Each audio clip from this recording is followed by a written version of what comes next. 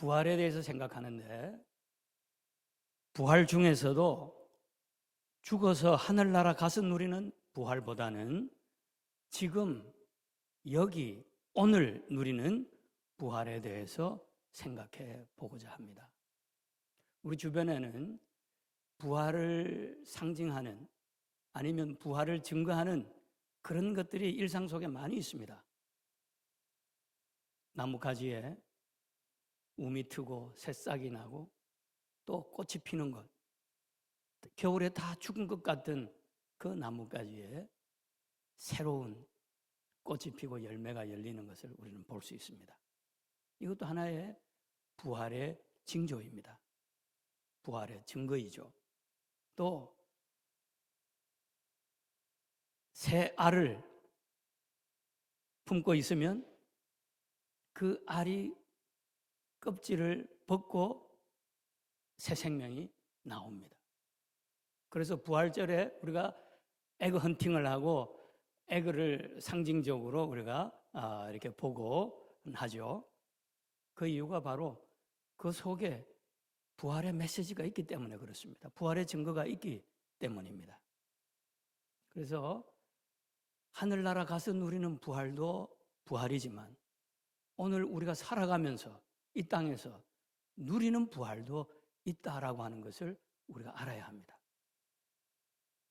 예수님이 죽으시고 아리마대 요셉의 무덤에 묻히신 후 주님의 제자들은 한 곳에 모여서 문을 닫아 걸고 숨어 있었습니다.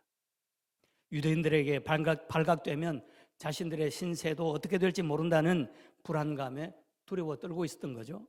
게다가 자신들이 그렇게 믿고 의지했던 주님을 배신한 자신들에 대한 실망과 죄책감에 또 떨고 있었습니다. 더구나 믿었던 예수님이 그렇게 허망하게 십자가의 이슬로 사라지신 것을 생각하면 앞이 캄캄했습니다. 그 와중에 예수님이 살아나셨다는 여인들의 말은 그들에게 혼돈과 갈등만을 더해줄 뿐이었습니다.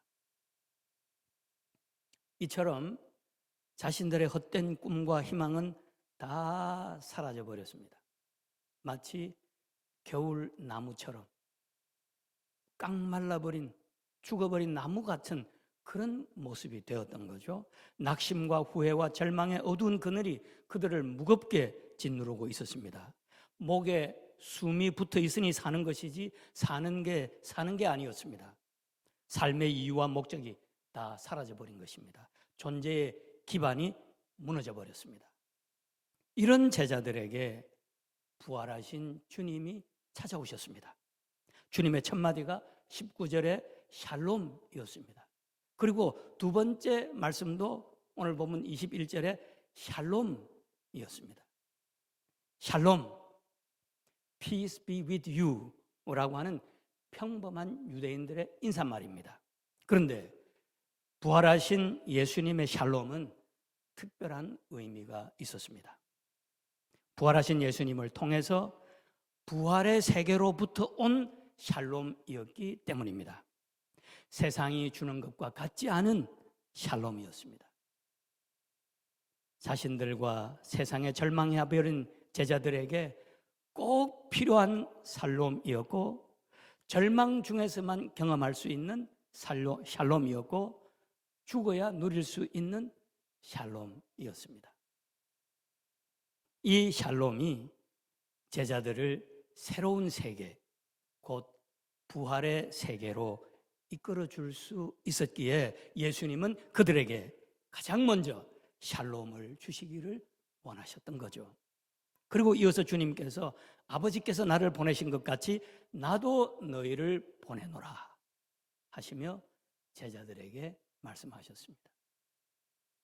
평강을 주시고 그 평강은 세상이 주는 것과 같지 않은 평강이었습니다.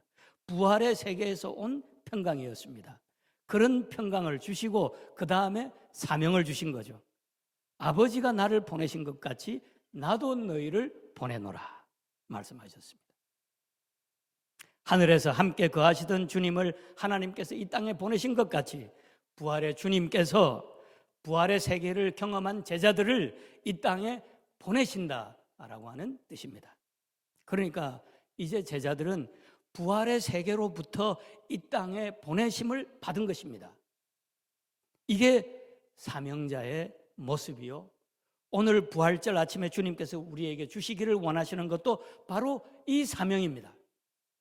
부활을 경험한 사람들로서 이제 세상에 나가서 부활의 증인들로 살라라고 하는 사명이지요. 그러므로 이 시간 우리 스스로에게 물어보아야 합니다. 나는 제자들처럼 나 자신과 세상에 철저히 절망하고 있는가? 그래서 부활의 주님이 오셔서 주시는 샬롬을 간절히 바라는가? 나는 죽고 내 안에 그리스도가 사시는 부활의 삶을 정말 살기를 원하는가?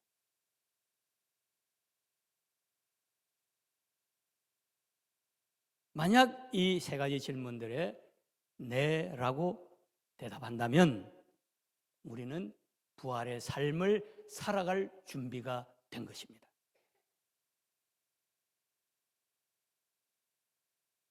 그런데 그게 다는 아닙니다. 육신을 입고 사는 한 부활의 새 삶을 경험하고도 얼마든지 육체로 떨어질 수 있기 때문이지요. 그래서 우리는 날마다 죽어야 하고 자아의 시험에 들지 않게 끊임없이 기도해야 하는 것입니다. 그러니까 이 부활의 삶을 혼자 힘으로 살아낼 수 있는 사람은 아무도 없다라는 것이죠. 그래서 주님께서 제자들에게 주시는 것이 있습니다. 숨을 내쉬며 이르시되 성령을 받으라 말씀하셨습니다. 사명자는 주님과 함께 성령을 호흡하며 부활의 세계를 사는 사람이라는 뜻입니다. 그리고 그렇게 살아갈 때 성령께서 그 위에 임하셔서 날마다 죽을 수 있도록 새 힘을 주시는 것입니다. 아무나 죽을 수 있는 게 아니에요. 힘이 있는 성도라야 죽을 수 있습니다. 자아에 대하여. 내 스스로 죽을 수 없습니다. 그러기에 주님께서 우리에게 성령을 주시는 것입니다. 여러분, 주님께 평안을 받고 성령을 받은 제자들이 어떻게 되었습니까? 한번 생각해 보시기 바랍니다. 숨어서 두려워 떨던 그들이, 절망 중에 슬퍼하며 고향으로 내려가던 그들이 변하여 부활의 주님을 전하는 사명자가 되었습니다. 즐거운 마음으로 십자가를 지는 부활의 증인들이 되었고, 심지어 베드로는 자청하여 십자가에 거꾸로 매달리기까지 했습니다. 주님이 주시는 평안과 성령을 받을 때 이런 변화가 일어나고 부활의 새 삶을 살아갈 수 있다라는 것입니다. 오늘 이 말씀 마음에 깊이 간직하고 우리도 주님 주시는 평안과 성령을 받고 나는 죽고 그리스도께서 내 안에 사시는 부활의 삶을 누리며 부활의 증인들로 존귀하게 행복하게 이 땅을 살아가는 저와 여러분 되시기를 축복합니다. 기도하겠습니다. 하나님, 예수님의 부활을 통해 우리에게 부활의 소망을 주시고 지금 오늘 여기서 부활의 삶을 누릴 수 있는 길을 열어주시니 감사합니다. 내 자신과 세상에 대해 절망함으로 주님이 주시는 참 평안을 누리게 하옵시고 주님이 주시는 성령을 받아 나는 죽고 주님이 내 안에 사시는 부활의 새 삶을 살아가도록 복을 내려 주시옵소서. 예수님의 이름으로 기도드리옵나이다. 아멘.